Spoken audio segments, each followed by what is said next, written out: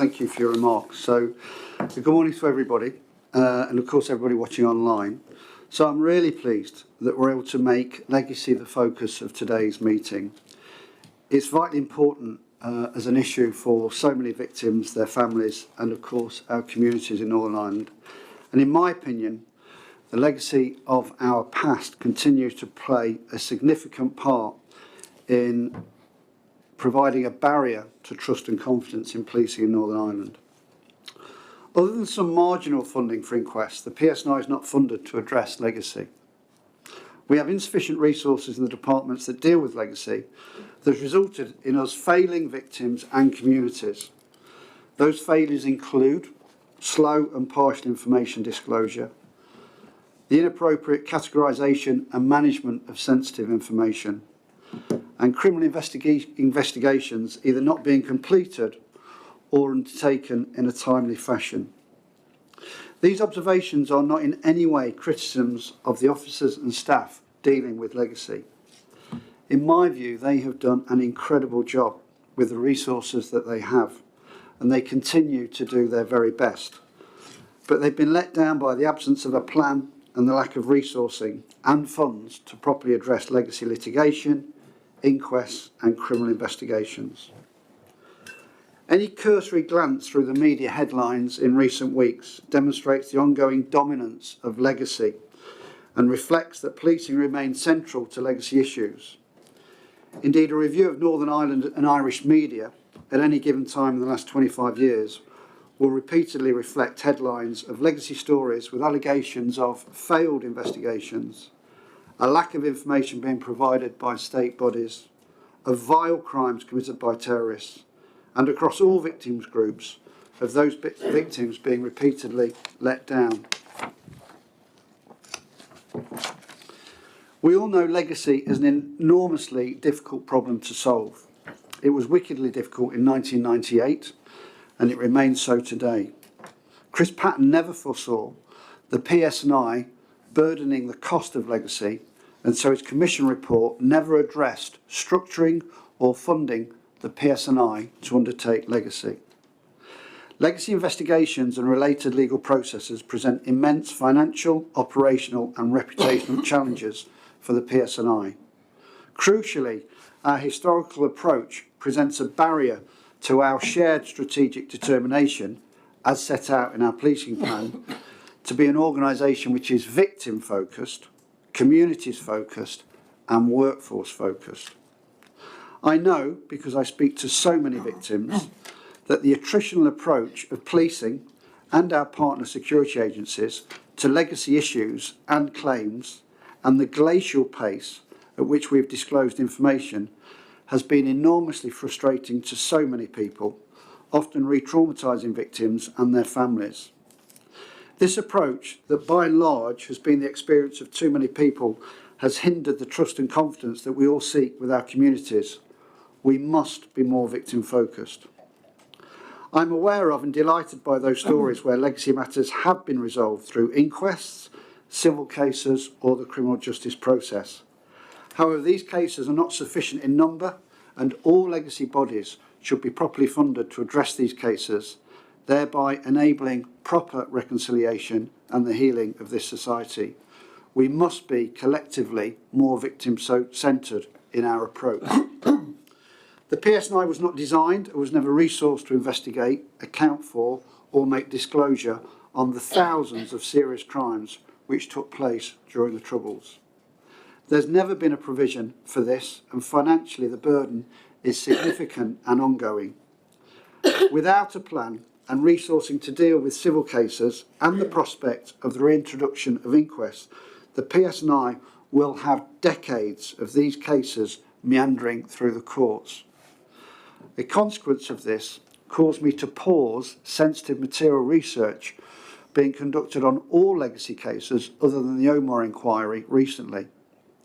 We've worked hard with stakeholders and the courts, the judiciary, to prevent that incredibly challenging decision from impacting on wider court cases. I'm hugely grateful for the support that we've received from the courts and others. In seeking solutions and taking a more pragmatic and financially efficient approach, I've instructed my team to have discussions with those legal firms representing victims to find a way through the existing delays and costly legal processes for the benefit of everyone. These meetings have begun, and I'm very encouraged by the responses. Legacy is distracting PSNI resources that should be in our communities, problem-solving local issues, tackling paramilitaries, preventing antisocial behaviour, and addressing the scourge of drugs.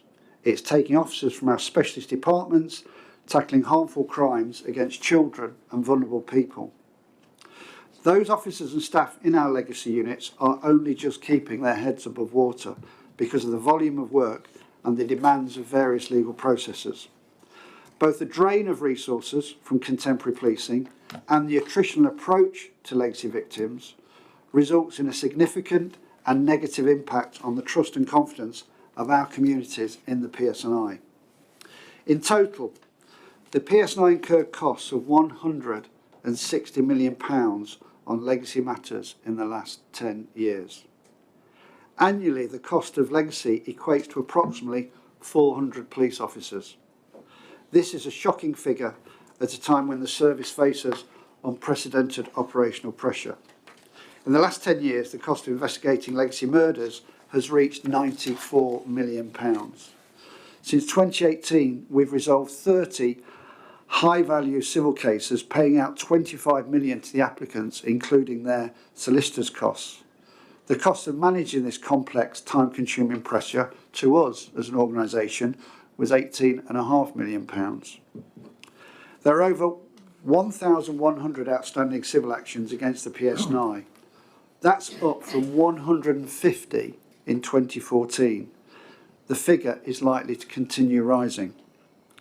Looking ahead, we expect the cost of our involvement in the Omar bomb inquiry to be between £12 and £15 million. We're working alongside the Independent Commission for Reconciliation and Information Recovery, the ICRIR, providing them with unfettered access to material we hold. While the government have indicated they will repeal and replace the Legacy Act, we anticipate further resource will be required to fulfil requests from the Commission. Early scoping indicates these costs in the region of an extra £1.5 million a year. The major impact of legacy is, of course, not financial. Legacy dues goes to the heart of policing with the consent of our communities. Within Catholic, nationalist and Republican areas, it's clear that the handling of legacy matters continues to harm confidence in policing. Perceptions of our role in legacy, fed by negative media coverage alongside the continuing threat from terrorism, make it harder to attract and retain Catholic officers. These issues also exist in our Loyalist, Unionist and Protestant communities. I continue to be very concerned about our recruitment from working class Protestant communities. We need to be more communities focused. We need to resolve legacy matters more effectively and be seen to be doing so.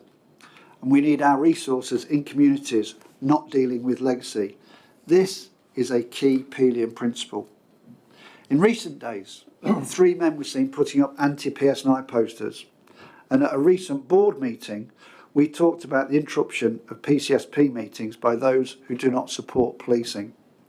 The failure to address legacy and not being seen to be doing all that we can to tackle these issues is feeding the outdated and dangerous narrative that these people use to intimidate communities. I want us to be more open and candid with victims and families, but I need the resources to do that. I also need to change some of the process by which we disclose information. I fully accept and will always comply with the PSNI's responsibility to protect sensitive information and national security. I was head of covert policing in the UK in a previous role. I know these arguments better than anyone. The current approach to disclosing sensitive information, such as redacting information on the grounds of national security and public information immunity certificates, is much stronger here than I've experienced in the UK. Those differences only serve to generate suspicion and undermine confidence in policing. These processes will improve. We've drafted a new PSNI public interest immunity policy, which we've shared with the Northern Ireland Office and the reviewer of terrorism legislation and the legislation in Northern Ireland that manages national security. That work is ongoing. For public confidence and transparency purposes, I intend to publish this policy once it's agreed. Transparency and candour are key principles of policing in Northern Ireland. All of our actions and decision making should reflect them. Regrettably, this has not always been the case in the legacy arena. This will change. I gave evidence on these challenges to the Northern Ireland Affairs Committee in London last month, together with Sir Ian Livingstone.